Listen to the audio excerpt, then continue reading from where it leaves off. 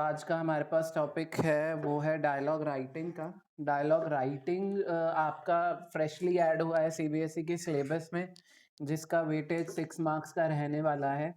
और कुछ चीज़ें चेंज भी हुई हैं, कुछ चीज़ें ऐड ऑन भी हुई हैं। ये dialogue writing I always wanted from like this session. मैं चाहता था कि डायलॉग राइटिंग हो, and suddenly CBSE got the news और टेलीपैथी के जरिए शायद उन्होंने मेरी बात सुन ली एंड डायलॉग राइटिंग जो है ऐड ऑन हो गया। ठीक है, तो डायलॉग राइटिंग है क्या? तो dialogue writing is a conversation between people about any topic. कोई भी कॉन्वर्सेशन लोगों के बीच में किसी भी टॉपिक को लेकर के जब हम उसे रिटन फॉर्म में शो करते हैं, तो वो एज अ क्वेश्चनर या फिर 1-to-1 जो कॉन्वर्सेशन है वो डायलॉग के फॉर्म में लिखी जाती है। The main purpose of writing dialogue is to make students able to complete any conversation with grammatical correctness and draw a meaningful conversation। इसका आपके सिलेबस में होना और इसका मेन पर्पस होना ये है कि ये चाहता है कि स्टूडेंट्स ग्रामेटिकली करेक्ट सेंटेंसेस बनाएं जो कि छोटे हों, लेकिन उन छोटे सेंटेंसेस का मीनिंग जो हो बहुत अच्छे से कॉन्वर्सेशन के थ्रू, स्पीच के थ्रू लोगों तक पहुंचाया जा सके। ठीक है, अब जो डायलॉग राइटिंग है इसको कैटेगराइज किया गया है दो पार्ट्स में। एक है प्रॉपर या फुल डायलॉग राइटिंग और दूसरा है डायलॉग कंप्लीशन। ये दो तरीके के क्वेश्चंस आपके एग्जामिनेशन में आ सकते हैं। इधर it is going to be a dialogue completion, जिसमें कि आपको एक सिचुएशन प्रोवाइड किया जाएगा और उसके नीचे जो है दो कैरेक्टर्स के डायलॉग्स लिखे जाएंगे और स्पेसेस ब्लैंक्स छोड़े जाएंगे सो दैट आप उन ब्लैंक्स के अंदर स्पेसेस फिल कर सको और उनके डायलॉग को कंप्लीट कर सको। और दूसरा है डायलॉग राइटिंग, जिसमें क्या होगा, आप क्या करेंगे, आपको सिर्फ एक सिचुएशन दे दी जाएगी कि this and this is the person and they are going to talk about this topic, you need to write the dialogue. तो आपको क्या करना पड़ेगा, अपने हिसाब से डायलॉग्स लिखने पड़ेंगे। इसका वेटेज आपके एग्जामिनेशन में is of 6 mark. Main focus रहता है कि आइडिया जो भी एक्सप्रेस किया जाए कॉन्वर्सेशन में should be relevant to the topic. अब अगर if I talk about you और मी, अगर हम लोग पढ़ाई से रिलेटेड बात कर रहे हैं, we are talking about studies, we are talking about the syllabus, तो उस सिलेबस रिलेटेड टॉपिक के ही कॉन्वर्सेशंस को हम मेंशन करने वाले हैं। या if you being a customer you are going outside to like buy some vegetables or what or some fruits, so you are going to talk about the fruits or the vegetables, you are not going to talk about truck and trains there। ठीक है, आप उसके बारे में बात नहीं करोगे, जो रेलिवेंट चीज है उसके बारे में ही बातचीत होगी।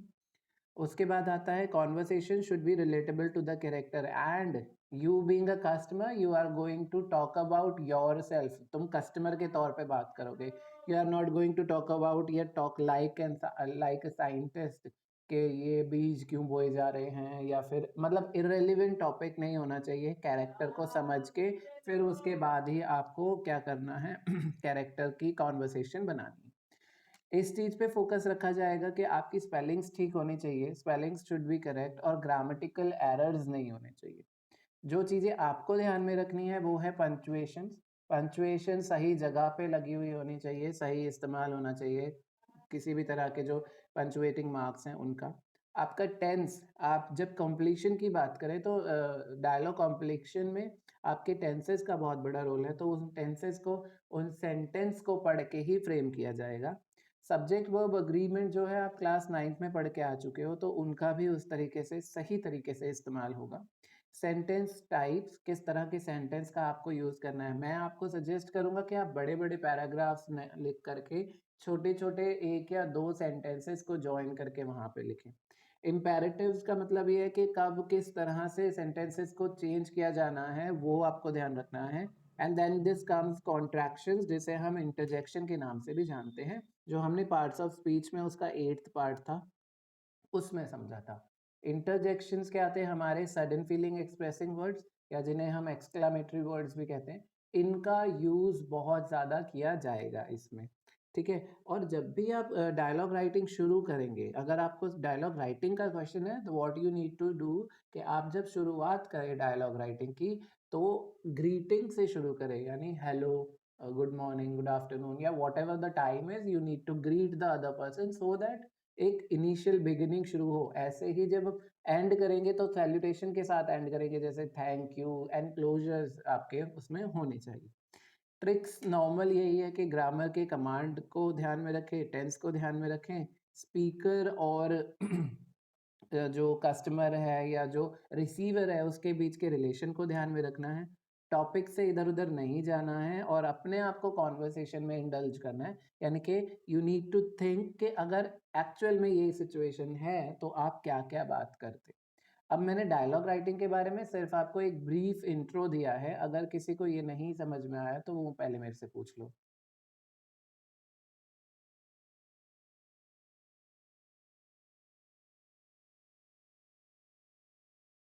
डेली बेसिस एक्चुअली में इसमें फॉर्मल और इनफॉर्मल लैंग्वेजेस दोनों इस्तेमाल होती हैं। Like if you are talking to your senior administrative या अथॉरिटेटिव के तो थोड़ा फॉर्मल लैंग्वेज आएगा, लेकिन जब आप कस्टमर बन के सब्जी वाले के पास जाएंगे तो you are not going to talk in very formal language, है ना? तो आप नॉर्मल लैंग्वेज का इस्तेमाल ज़्यादा से ज़्यादा करते हैं इसमें। उसके अलावा किसी को ना समझ में आया हो?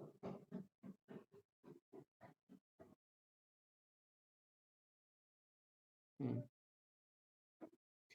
ये बेटा एग्जैक्टली डायलॉग राइटिंग का मतलब यही है, you are going to bargain. ऐसा हो सकता है कि आप उसको कह रहे हो 20 रुपए केजी दे, वो है ना, वो कह रहा है नहीं 30 दूंगा, लेकिन वो बहुत ज्यादा नहीं होना चाहिए, एक या दो, दैट्स इट।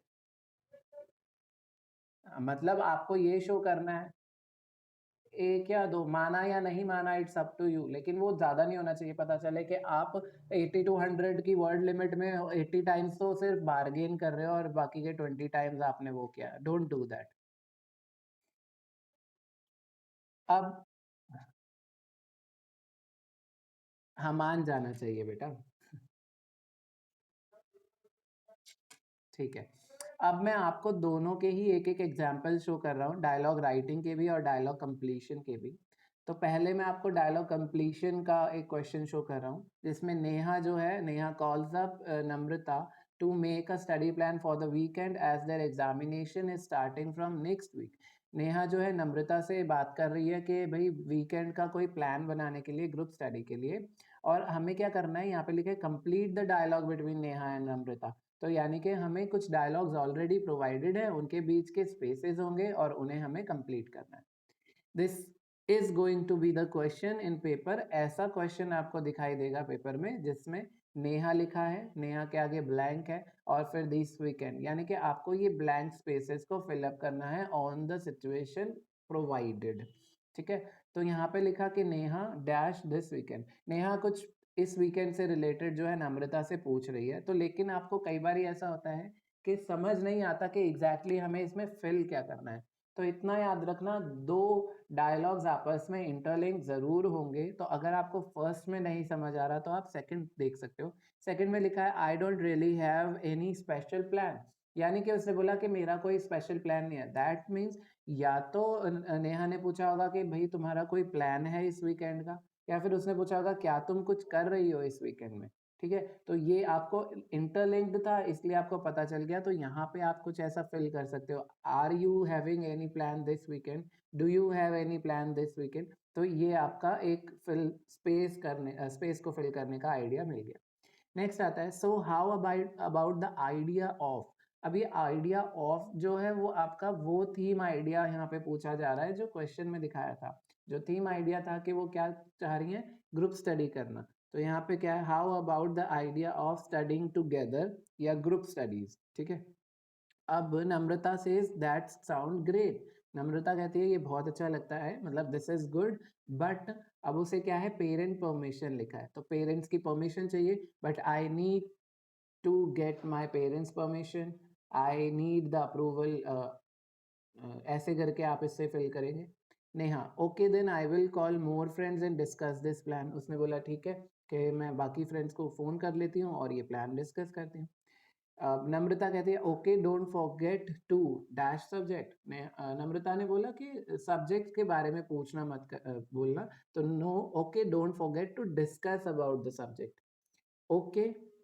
अब ये पूछ रही है कि ये मेरा घर या तुम्हारा घर, यानी कि शायद ये पूछा जा रहा है कि जो भी स्टडीज हम करने वाले हैं वो मेरे घर पे करेंगे या तुम्हारे घर पे करेंगे।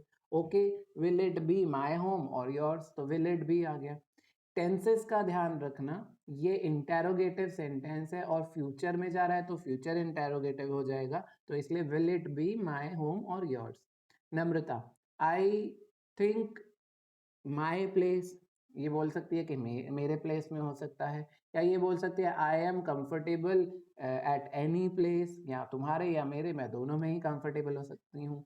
Neha, okay then see you, दोनों की कॉन्वर्सेशन खत्म हो जाती है।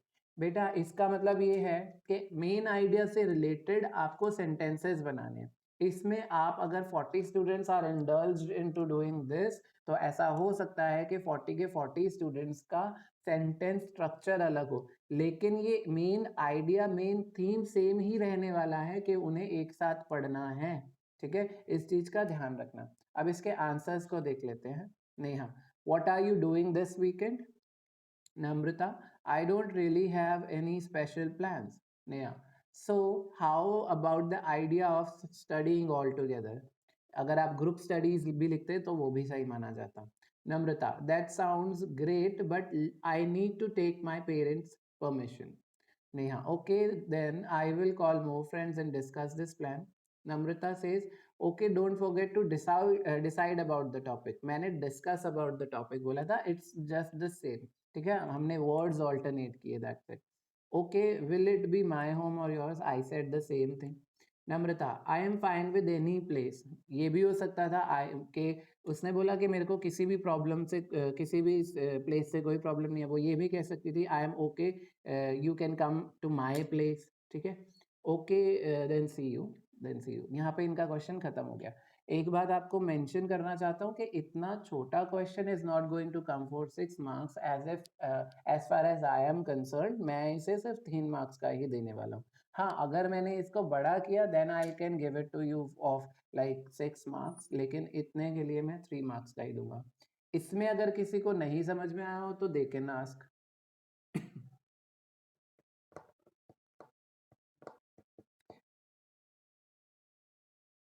वर्ड लिमिट इस वाले में कंप्लीशन में कोई नहीं होती है। जब हम डिस्कस करते हैं डायलॉग राइटिंग के लिए तो एज सच डिसाइडेड नहीं है, लेकिन हम 80 टू 100 के बीच में ही खत्म कर देते हैं उसको।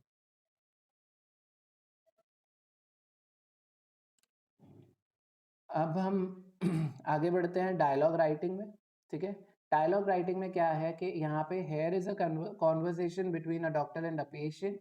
The patient has a problem of getting headache whenever he travels by car. See ये एग्जाम्पल। हाँ बच्चे पूछो।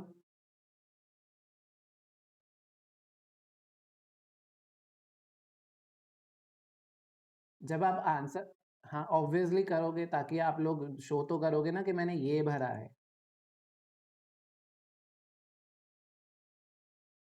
हाँ ऑब्वियसली, देखो बोर्ड में, हाँ और ये याद रखना बोर्ड में आप डबल पेन यूज नहीं कर सकते हो, बोर्ड में आपको एक ही ब्लू पेन ही यूज करना होता है, और अपने आंसर्स को शो करने के लिए आपको अंडरलाइन का यूज आप कर सकते हो ब्लैक, सॉरी पेंसिल से। ओके, नहीं, नहीं बोर्ड में नहीं यूज करना है आपको। हाँ जी, ब्लू। मना कर तो दिया एक बार, मार्क्स कटेंगे।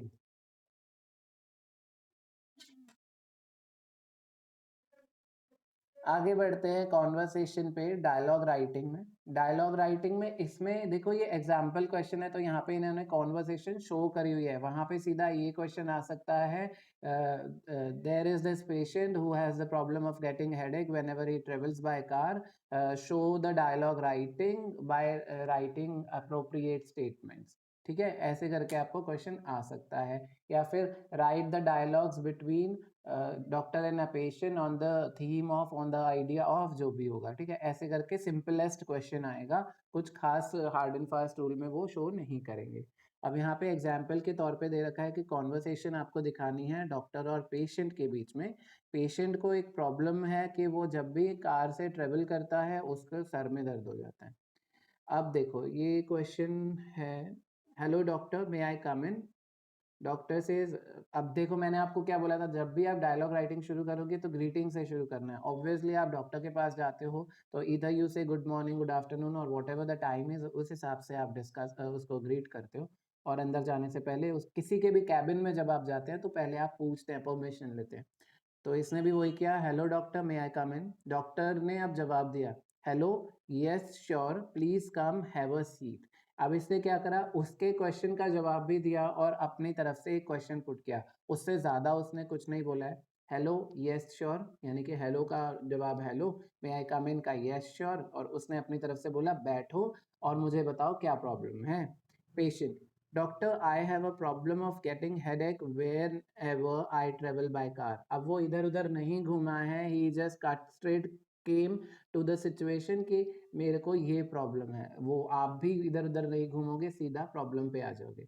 Doctor, oh this is not any serious issue, don't worry, I will give you medicine and you will be fine. उसने बोला कि ठीक है, ये कोई सीरियस इशू नहीं है, परेशान होने की ज़रूरत नहीं है, मैं तुम्हें मेडिसिन दूंगा और तुम ठीक हो जाओगे। तो पेशेंट कहता है थैंक यू, दैट्स इट। ठीक है। अब क्या है,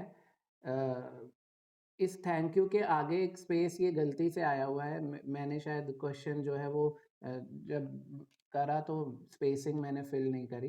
तो यहाँ पे ये पूछ सकता है कि how often do I need to take the medicine. उसने बोला था डॉक्टर ने कि मैं तुम्हें मेडिसिन देता हूँ, तुम ठीक हो जाओगे। तो डॉक्टर पेशेंट तो ऑब्वियसली ये बोलेगा कि मुझे अब मेडिसिन मिल चुकी है, तो मैं उसे कितनी बार लूँ दिन में। डॉक्टर कहता है just have one pill in the morning and one about 30 minutes before going to bed. उसने बोला एक मॉर्निंग में ले लो, एक रात को सोने से पहले। Now you being a doctor, you can decide कि आप उसे दिन में 2 बार ही दवाई खाने को बोलोगे, या फिर उसे बोलोगे कि दिन में तीनों बार खा, या फिर उसे बोलोगे कि एक ही बार खा। ठीक है, you being a doctor you need to decide the dialogue. Okay. फिर पेशेंट, उसके बाद पेशेंट का क्वेश्चन आता है फॉर हाउ लॉन्ग, यानी कितने दिनों तक मुझे खानी है। अब it's again up to you, at least for 15 days initially and after that only whenever you are about to get into the car। तो आपके ऊपर है, यू कैन से कि 10 दिन तक खाओ, यू कैन से मत खाओ, जब कार में ही जाने लगो तब खाना। तो it's up to you, you being a doctor you decide what to tell, nobody is going to जज कि तुमने सही कहा या गलत कहा। यहाँ पे they are going to check your grammar, they are going to check your relevant answers, they are going to check your spellings. ये नहीं कि डॉक्टर उसको दवाई की, अब लेकिन ऐसा भी ना हो कि दवाई देने के बाद आप आके उसको कह दो कि हाँ तुम 15 दिन बाद दवाई खा के मेरे पास आ जाना, ऑपरेशन होगा। That is not going to be relevant. सर दर्द में कोई ऑपरेशन नहीं करता डायरेक्टली। ठीक है, इस चीज का ध्यान रखना। Patient, anything else doctor, is this normal? उसने 2 क्वेश्चन पूछे कि कुछ और भी हो सकता है क्या, ये सब कुछ नॉर्मल है? तो डॉक्टर कहता है यस एब्सोल्युटली नॉर्मल, परेशान होने की जरूरत नहीं है, you will be fine soon, be relax and don't take stress. Patient, okay thank you. ये यहाँ पे क्वेश्चन आपका खत्म हो जाता है। तो इतना याद रखो कि ज्यादा इसकी वर्ड लिमिट हम एक्सीड नहीं करने वाले हैं, going to be 80 around only, और ज्यादा हमें डायलॉग्स भी नहीं लिखने हैं। मिनिमम वो जो आपका एक पेज रहता है बस उतना ही आप लिख सकते हो, उससे ज्यादा नहीं। और डायलॉग्स भी स्टेटमेंट्स होनी चाहिए, पैराग्राफ्स या पैसेजेस नहीं होने चाहिए, क्योंकि स्टेटमेंट्स नहीं होंगी और वो पैराग्राफ पैसेजेस होंगे, they are not going to look good and you will not be awarded any mark. इतना भी ध्यान में आप लोग रखना। इस वाले क्वेश्चन में कुछ ना समझ में आया तो यू कैन आस्क।